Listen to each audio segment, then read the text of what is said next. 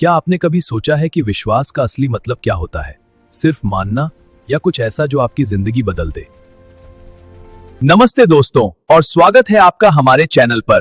आज हम बाइबल के एक ऐसे किरदार की कहानी सुनने वाले हैं जिसने हमें सिखाया कि सच्चा विश्वास क्या होता है और कैसे ये हमें सबसे बड़ी चुनौतियों से भी निकाल सकता है। जी हाँ, हम बात कर रहे हैं महान योशुआ की। तैयार हो जाइए क्योंकि ये कहानी सिर्फ इतिहास नहीं बल्कि आपके आज के जीवन के लिए भी बहुत बड़ी सीख लेकर आई है। तो योशुआ कौन थे? योशुआ मूसा के सबसे भरोसेमंद साथी थे। सोचिए, मूसा जिन्होंने मिस्र से इजरायलियों को निकाला, 10 आज्ञाएं प्राप्त की, उनके सबसे खास सिपाही, उनके उत्तराधिकारी थे योशुआ। ये कोई छोटी बात नहीं थी। योशुआ ने मिस्र से लेकर कनान देश तक इजरायलियों के साथ हर मुश्किल सफर देखा था। वो सिर्फ एक योद्धा नहीं थे, वो एक ऐसे इंसान थे जिन्होंने मूसा से सीखा, परमेश्वर की आज्ञाओं को समझा और सबसे बढ़कर उन्होंने परमेश्वर पर अटूट विश्वास किया। क्या आप किसी ऐसे व्यक्ति के बारे में सोच सकते हैं जिस पर आप पूरी तरह भरोसा करते हो, जो हर मुश्किल में आपके साथ खड़ा रहे? योशुआ मूसा के लिए ठीक वैसे ही थे। मूसा के बाद परमेश्वर ने योशुआ को एक बहुत बड़ी जिम्मेदारी सौंपी, इजरायलियों को वादा किए हुए देश कनान में ले जाना। यह जमीन थी जिसका वादा परमेश्वर ने अब्राहम, इसहाक और याकूब से किया था। लेकिन कनान सिर्फ खाली जमीन नहीं थी।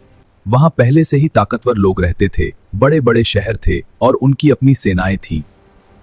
सोचिए, 40 साल तक रेगिस्तान में भटकने के बाद अब एक ऐसी लड़ाई की तैयारी करनी थी जो शायद उनके पूरे जीवन की सबसे बड़ी चुनौती थी। और इस बीच क्या हुआ? बहुत से लोग घबरा गए। उन्होंने कहा, यह कैसे होगा? हम इतने कमजोर और वो इतने ताकतवर। क्या कभी आपके मन में भी ऐसे ख्याल आते हैं जब कोई बड़ा लक्ष्य सामने हो? योशुआ का पहला बड़ा काम था यर्दन नदी को पार करना। शांत रहो और देखो, प्रभु आज हमारे लिए एक अद्भुत काम करेगा। जब तुम यर्दन नदी को पार करोगे तो तुम्हारे सामने कोई नहीं टिक सकेगा। सोचिए, एक उफनती हुई नदी जो अपने पूरे उफान पर हो और आपको अपनी पूरी कौम, अपने बच्चों, बूढ़ों, जानवरों के साथ उसे पार करना हो। ये नामुमकिन लगता है ना? लेकिन परमेश्वर ने योशुआ से क्या कहा? उन्होंने कहा, तुम नदी के किनारे खड़े हो जाओ और याजक वाचा के संदूक को लेकर नदी में उतरें। और जैसे ही याजकों के पैर पानी में पड़े, पानी रुक गया। जी हाँ, नदी 2 हिस्सों में बंट गई और इजरायली सूखी जमीन पर चलकर नदी पार कर गए। ये सिर्फ एक चमत्कार नहीं था, ये परमेश्वर की शक्ति और योशुआ के विश्वास का सबूत था। योशुआ ने परमेश्वर के कहे पर अमल किया और परमेश्वर ने अपना वादा पूरा किया। क्या ये अविश्वसनीय नहीं है? कमेंट्स में मुझे बताएं, क्या आपने कभी ऐसी स्थिति का सामना किया है जहां आपको लगा हो कि कुछ नामुमकिन है लेकिन फिर चमत्कार हो गया? यर्दन पार करने के बाद सामने था यरीहो का शहर। यरीहो की दीवारें बहुत ऊंची और मजबूत थीं। कोई भी आम इंसान सोचता कि इसे कैसे जीतेंगे, सीधे हमला करके? परमेश्वर की रणनीति थोड़ी अलग थी। उन्होंने योशुआ से कहा, 6 दिन तक रोज एक बार शहर के चारों ओर घूमना, 7वें दिन 7 बार घूमना और फिर तुरहियां बजाना और चिल्लाना।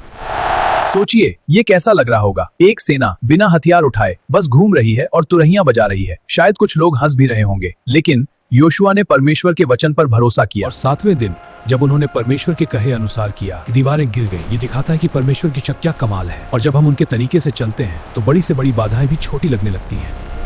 यहां से हमें क्या सीखने को मिलता है?